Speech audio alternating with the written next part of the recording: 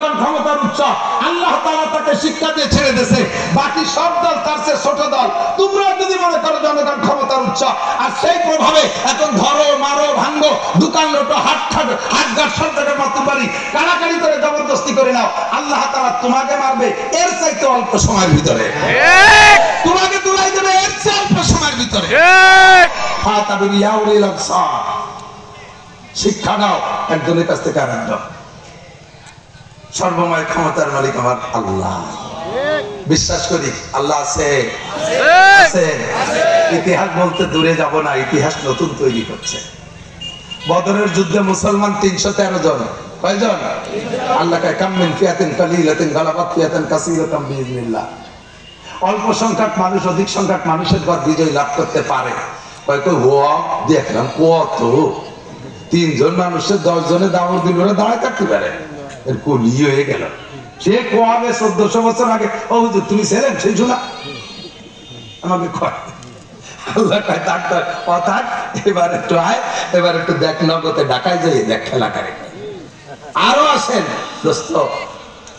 আসমান থেকে রহমত জমিন থেকে বরকত কে দেয়? আল্লাহ। আমাদের সমকালীন রাজনৈতিক নেতা যারা যে জমানায় ক্ষমতায় থাকে দেশের সব ফলন দায়িত্ব ওনাদের হাতে নিয়ে নেয়। ভালো ইরিদান করলে এবার আমরা বাম্পার ফলন দিয়েছি, দুদু বাম্পার ফলন উনি দিয়েছে। ধান ভালো ফললো পরে যখন সিলিয়ার বৃষ্টিতে ভালো দুনে ফেলাই দিয়ে গেল সে সময় তো বাম পাইতে ফলাইছো, তোমার ডান পাইতে জোর ছিল তো ডান পাইতে ঠেকাও। বাম্পার ফলন দোস্ত ডান পাইতে ঠেকাও। সিলি মেরে গেছে পাচ্ছে প্রাকৃতিক দুর্যোগে ধ্বংস করে দিয়ে গেছে, এবার আমরা প্রাকৃতিক দুর্যোগের মোকাবেলা করব। আল্লাহকে পারলি ভাইও মোকাবেলা করবে, পারলি ভাইও। প্রাকৃতিক দুর্যোগের মালিক কে? আল্লাহ। ঝড় কে দেয়? আল্লাহ। টর্নেডো সাইক্লোন ঘূর্ণিঝড় এ দানা কানা সব কে দেয়?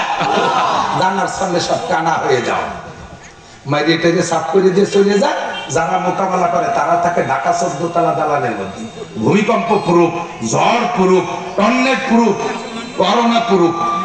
বিল্ডিং এও মাস্ক লাগাই দিয়েছে, বিল্ডিং এ পিপি ভরাই দিয়েছে ওর যদি করোনা ঢুকতে না পারে।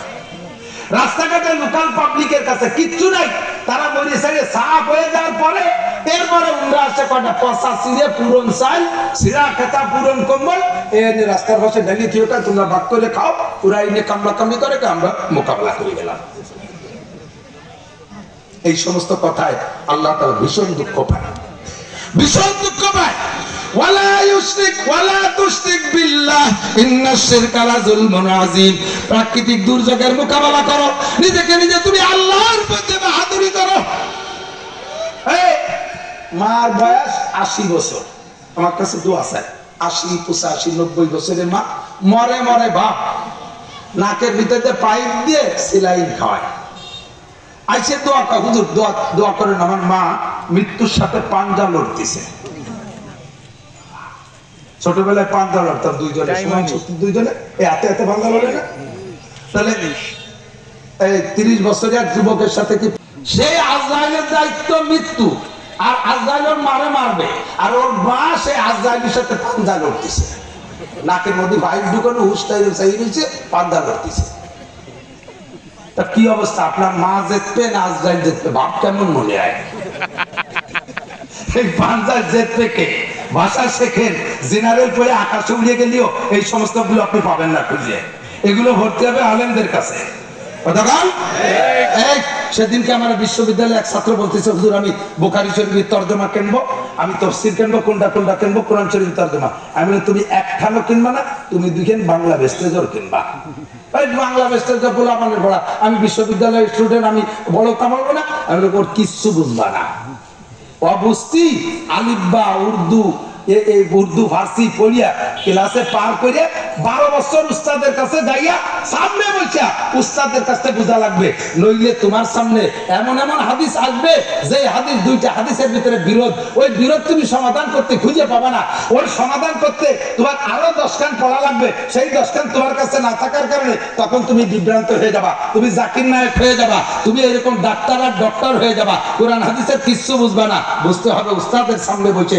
এই সমস্ত ক্রিটিক্যাল মাসালা, এটা আপনারা একা একা কখনো বই পুস্তক দেখে বুঝবেন না, ওর মধ্যে যাবেনই না। আমরা যেটা বলে দেবো ওইটার পর আমল করবেন, আমরা যেটা বলে দেবো ওইটার পর আমল করবেন। আমরা দুনিয়া পড়ি টড়ে প্লেটে করে আনে গুছাই দিছি, এর 3 প্লেট নিয়ে বসে বাড়ি বসে খাবেন। খালি খালি ওই খাটা খাটুন। আপনি এই পোলাপান তো লেখাপড়া শেষ হয়ে গেছে, কারণ এই বড় বড় টেলিভিশন হাতে দিয়ে গেছে, আর লেখাপড়ায় বাস, লেখাপড়া দস্তারখান বিছে যায় জেলার ভিতরে। এর মধ্যে বাহিরদের বড় হুজুর আসতেছে, তো হুজুরের দেখে আর একজন আইলো, ও খাওয়া দাওয়া বন্ধ হয়ে তাড়াতাড়ি বন্ধ হয়ে চুইয়া একটা খাচ্ছেই না, রোজাদার ব্যক্তিকে বসে আর ওরে করছে যে এই সর্বনাশ করছে, ওই যে বড় হুজুর আসতেছে তোরে দিবে রোজা একটা খাওয়া ছেড়ে দিবে। ও বলতেছে আল্লাহ রে ভয় আল্লাহ না, আর বড় হুজুর রে আল্লাহ রে ভয় করলে তো রোজা রাখতাম, কথা তো সত্যি। আল্লাহ রে ভয় করলাম না, বড় হুজুর রে, এই কথা মাথার সাথে উড়িয়া হুজুরের কানে চলে গেছে। হুজুর আর কথাবার্তা না কইয়ে গুড়ি পায় আইসে লাঙ্গলের গোড়াতে আইলো, লাঠিখান উঠই নিয়ে বাতের মধ্যে গাল খাইছিয়ে ধরিয়া পাছায় আর পিটি সপা সপ তোর আল্লাহরে ভয়রা লাগবে না, আমারে ভয়ে রোজা থাকতে পারবি। বাল হইয়ে পাছার চামড়া সিঁড়ি ভেড়া দিত শয়তান। রোজা মাথায় করে রাস্তায় ঝাঁকিতে পড়ে না, এই দান মাটিতে পড়ে রয়েছে, যদি মুরগিতে কাকশালিকে খেয়ে না ফেলে ও মাটির মধ্যে জায়গা করিয়ে নিতে পারে, কিছুদিন পরে একটু পানি পাইলে অনায়াসে একা একা গজায় যায়। গজায় সার দেয়া লাগে, কীটনাশক দেয়া লাগে।